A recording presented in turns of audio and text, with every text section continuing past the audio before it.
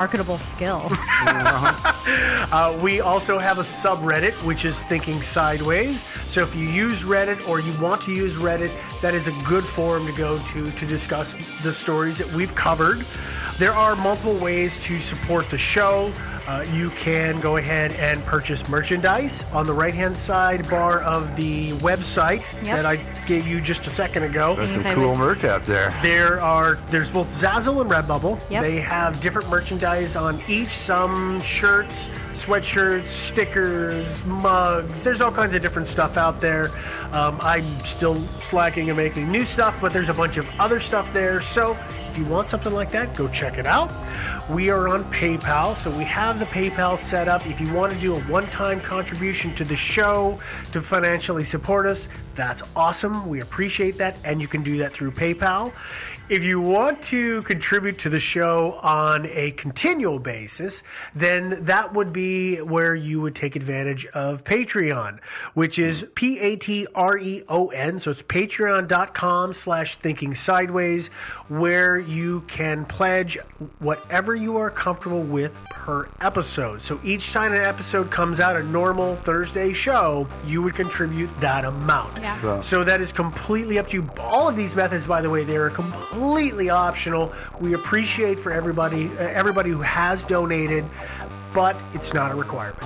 So, yeah, I mean, we only charge for the regular Thursday shows. That's right. And we'll That's also say that we don't ever do any Patreon exclusive content. No. There are a lot of podcasts out there that do charge for exclusive content. We are not one of those. We think that it should be free for people. If people can't afford it or, don't want to contribute, that's fine. But Of course, if you're stinking rich, then hey, pledge a we whole bunch. definitely appreciate any support you can give us. I mean, it's paying our bills and also getting us to cons and things like that in the future. And I guess, again, it's probably worth mentioning every once in a while that we don't reap any personal benefit from it.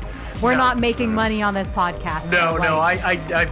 Not like we're buying all nice watches and stuff like that. No, we can't quit our day job. Yeah. Not by a long which is way. fine by us. Absolutely. But this is for funsies. Just so you know, that's when you donate on Patreon or PayPal or even buy merch, the goal is to just support the show. That would help. Absolutely. Now, there is one last method to get a hold of us, and that is email. Oh, yeah. Oh, You email. can What's send that? us an email at thinkingsidewayspodcast@gmail.com, and you can send, story suggestions, accolades, concerns, things like that. That's all welcome. I do want to make a quick little communication with everybody, which is I've noticed a couple of things, which is think about what you're writing or reread what you're writing, because sometimes I've realized people are sending us emails. We see this comment all the time. People say, it's like sitting around listening to old friends talk, and so you consider us friends, which is great. I really, really like to think that. But we don't sit around and talk to you all the time directly, personally, so when you go to send us a joke or something where you expect your friends would know that you're rolling your eyes and giggling while you say it, we don't get that because all we get is your words. So reread your email, think about the context. The other thing is that we started getting a number of emails that I would say are less. We always solicit feedback, constructive criticism. There's been a little more direction that has been coming in, and by that I mean people sending us emails saying what we should or should not do, or say or stories we should or should not cover. Everybody has a different perspective. We do this because we like it, and what you may not find as an interesting subject, other people really enjoy. Every time that we do a story that somebody doesn't like, and they send us an email about it, we get 5 other emails from 5 other people who say, we love it and we want more of that. So think about the fact that everybody has a different perspective, and we're trying to cover all our bases and give it something for everybody and not just you personally, because we make it for you and us and literally a million other people. Yeah, and if you want suggestions on podcasts that focus on specific things, we've got those. Yes. So that's fine. Yes. I'm happy to There are. pass those along. Absolutely. There are buttloads of podcasts out there. There really are. There's So, definitely something for everyone. And I don't want that to sound negative or that I'm picking on anybody. It's just, again, it's context. So that is all I've got. That is our the last of our business for the day. Yeah. So okay. we will go ahead and wrap this up, and we will talk to you guys next week. Yeah, ta-ta. Bye, guys.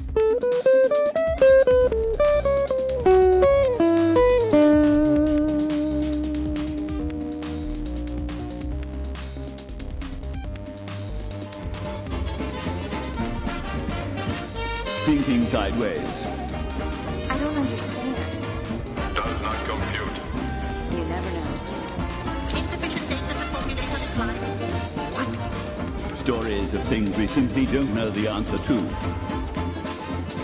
Hey, everyone. It's Thinking Sideways, the podcast. I'm Devin, joined per usual by Joe.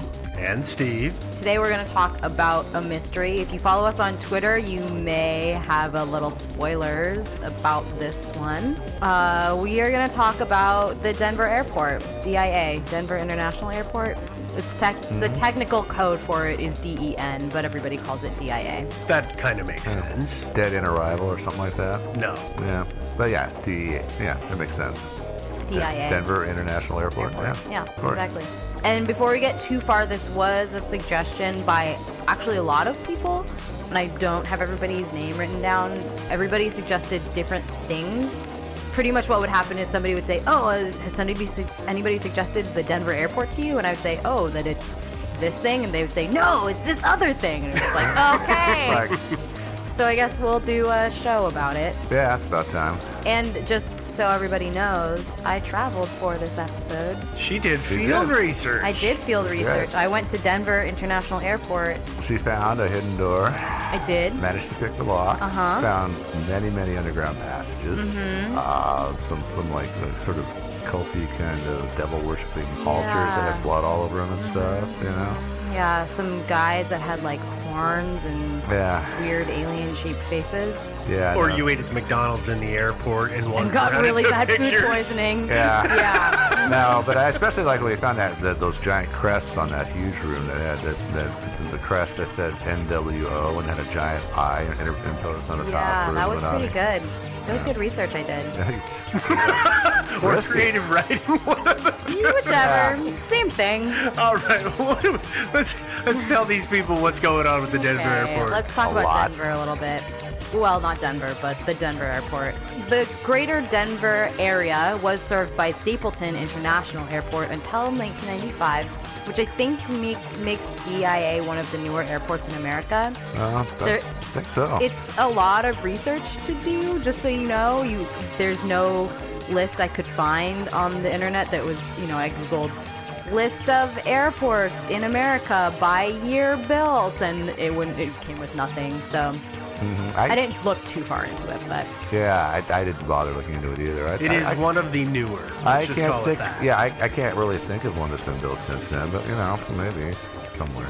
Initially, the DIA, Denver Airport, was meant to open on October 29th, 1993, but it turns out the project wasn't super well planned, and some of the airports that were meant to hub out of there changed their requirements. Oh, and also there was this automated baggage system that was kind of a problem.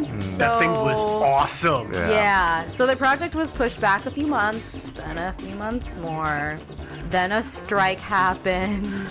So they pushed the project back to May 15th, 1994.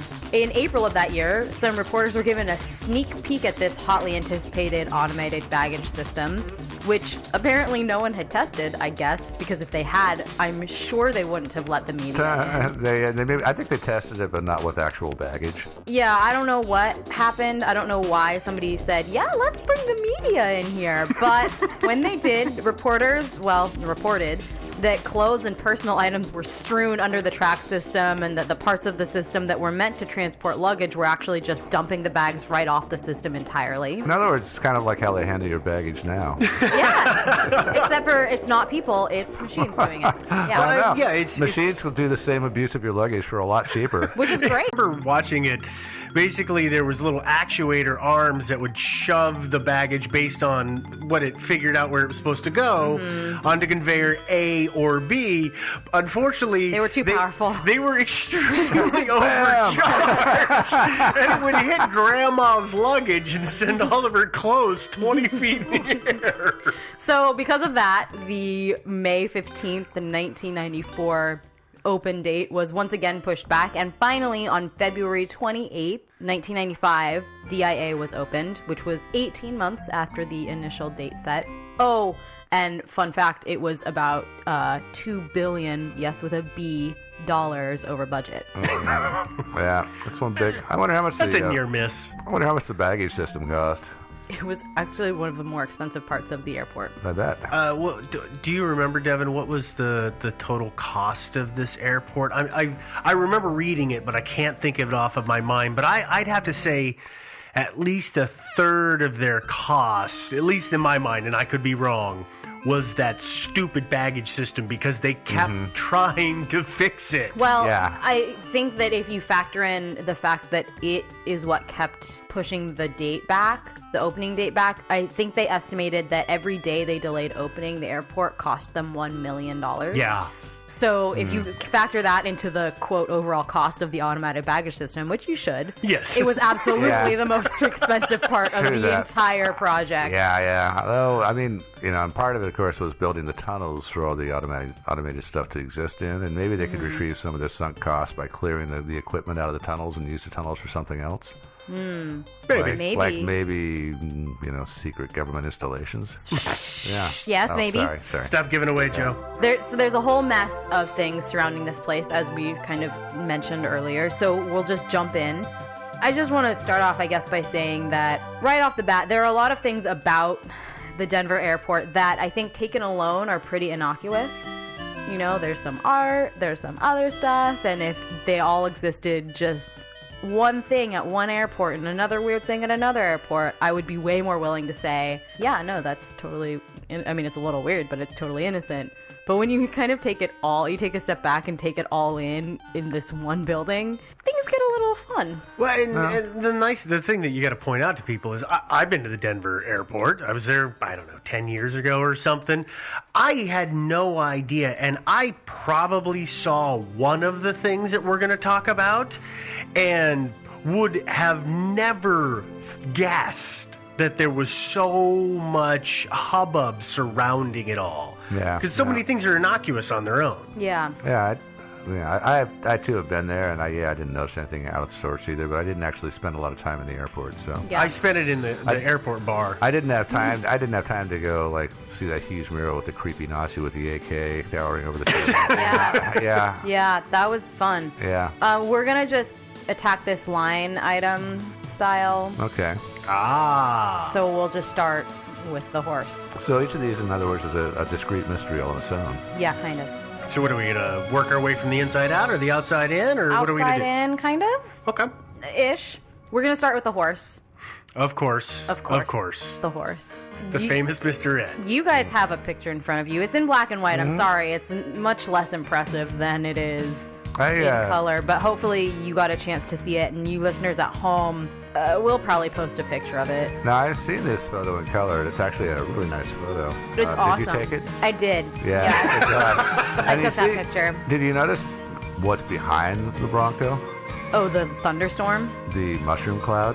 Mm-hmm. It looks like a mushroom cloud. It does. It's like thundery too. Yeah. Thunder and lightning. Very apocalyptic, yeah. It's super apocalyptic. This is one of the first things that you will notice about DIA as you approach from the ground. This dude, he's officially called Blue Mustang. He's also referred to as Blucifer I like Lucifer. or That's the awesome. Demon Bronco by locals. Since you're not looking at the picture because this is a podcast, not a TV show, I'll go ahead and just describe this gentleman to you. This beast of a gentleman. He is a 9,000-pound statue. And by the way, if he was actually made of, say, bronze or something like that, he'd weigh a hell of a lot more than 9,000 pounds. Yeah. He's a fairly new addition to the weirdness of DIA. He was commissioned in 1993 by, I guess we'll get to that. But it was meant to be art. It kind of is art. It's it a is art. pretty impressive piece of sculpture. It is, you yeah, ask me. absolutely. It's a 32 feet tall blue Mustang rearing up. It's pretty dang anatomically correct. Yeah, Yeah. that Absurdly anatomically correct. Yeah, why was that necessary? I don't know. Ribs family show airport, right? through the skin. The way the light shines on it, I initially, when I was looking at the picture and when I saw it in real life, I thought, oh, there's like weird zombie skin parts of it. But the more I looked at it, the more I realized it's just the way that it's lit. The way the light hits it, it gives it some yellowy areas, which looked like zombie rot to me, but it's not. Well, it's fiberglass, right? So I think that the fiberglass is colored as part of it. So it's not an even mix, so you get weirdness areas. This is the way I think. Well, he is totally blue. I've seen other pictures of him. He's totally blue. It's just a weird way that the light shines. So he's not a zombie horse. No, his tail and mane are spiky, and he has red glowing eyes. Which I love. I think that's awesome. They are. This is not a lie. I did genuinely. I've seen this with my own eyes, and that is the first thing you notice. You just kind of go, huh. There's some red eyes glowing in the distance there. Actually, it's on a horse. That's why he's called Lucifer. Exactly, but no, actually, I think that the reason for that is it's just aircraft warning lights. It's not. They're not high enough. Yeah, no. They have to be on the very top.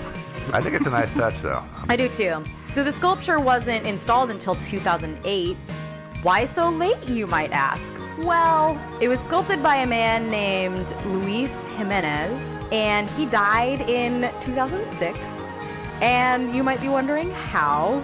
Well, just because a 9,000-pound statue of a devil horse fell on him and severed an artery in his leg. Yeah, that's just hilarious. Good. I bet you can guess which one.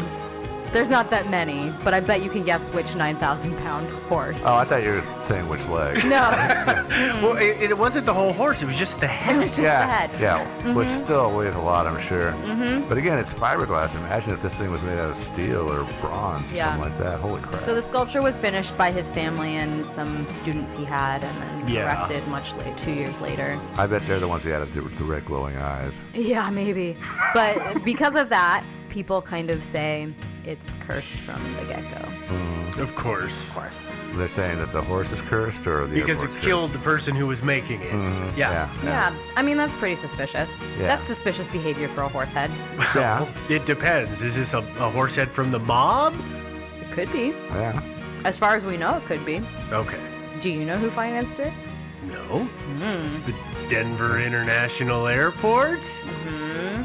Yeah. Do you know who financed it? No, we're getting ahead of ourselves. I'm sorry. Okay. All right. Next up is the weird shape of the airport.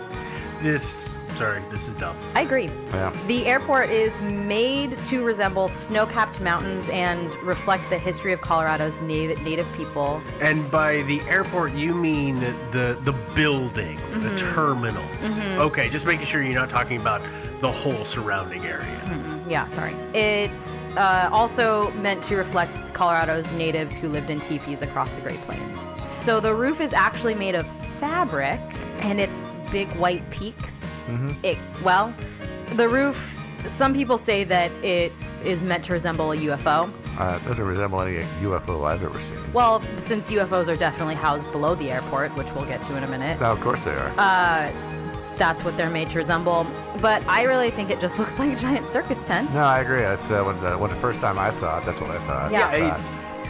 Who decided to do this? I don't know. That's what I also thought. kind of wonder who, like, Colorado, not the most stable weather state. Yeah. Denver, also not the most stable weather city. I'm not totally sure who was like, oh, you know what's an excellent idea? Let's make this roof out of fabric. Well, okay. So there's two things. One's a joke, which is they have a lot of weed in common. The other is, and I'm actually going to bash on this a couple of times, which is artists' perspectives and interpretations that they can pitch and sell. And I work in the art industry. I understand this, but somebody did a fantastic sales job saying, this is what an abstract means and blah, blah, blah. And I'm sure that what they did is they showed them a rendering of one or two of the little teepee tops that are snow-capped mountains that they were supposed to be, instead of the, 9 or 10 or something. Yeah, it's a lot. There's a lot. I mean, it doesn't look anything like it's supposed to, and I would be willing to bet dollars to donuts that's how that happened. Well, the interesting thing is, gosh, I don't remember when. I think it was 2008, but I can't recall exactly. There was a huge snowstorm. And it ripped. And it ripped open part of the ceiling. And what did they do? They just fixed it. Duct tape. Yeah. They didn't say, oh, hey, maybe fabric's a bad idea. They just, quote unquote, improved their snow removal systems. It had 2 feet of snow on the floor of the airport. Yeah, it's Colorado. 2 feet in the terminal, dude. That's hilarious. They closed it down for like 4 days. Yeah, it was like a 30-foot long rip, if I remember right, by the end. Of course, it keeps growing. But It had huge implications for the air traffic control of America. Yeah, no, it's a major hub. And the interesting thing is, I've noted this. A lot of times your artistic architectural types will design these cool things with absolutely no thought to how they can possibly be maintained and repaired. How exactly did you get up there to clean that roof? You can't exactly walk on it, can you? I don't know. I don't think so. Yeah, it's just... Well, how do you get up there to repair it? There's these things that are called man lifts that scissor up and reach over, and there's some yo-yo with a pressure washer. Maybe, yeah. I'll bet you that's how they do it. What I'm thinking is they have a crane and they have some guy in a harness and they just lower him face down on a rope like Tom Cruise in Mission Impossible, and he's holding a hose in his hand. So you never want to make the crane operator mad because he'll just bounce with it. Bump. Yeah. All right. What are we doing Move on. Sorry. We'll move on. Okay, so anyway, we didn't answer the question, though. I mean, okay, so are we going to answer it later? Are there actually UFOs underneath? We'll talk about it later. Yeah, of course we will. I think that's not directly related to the mountaintop / teepee roof of the airport. But people were saying that it's reminiscent of UFOs, which of course are stored underneath the airport. I think, correct me if I'm wrong, if either of you come across this, but I think that's because UFOs traditionally are considered as a round saucer. Well, a TP, its base is a round saucer. So it's a series, it would be considered kind of a series of them. Or the other way to look at it is, what was that, Stargate. Where that ship would land on the pyramid, so we're making points for it to land on an anchor on. I mean, this is the only thing I can come up with because I didn't find a whole lot. I didn't find a whole lot either. Yeah. Make fun of, I think would be the term I would use, a lot of conspiracy theories, not necessarily because I want to disregard them, but more because I just can't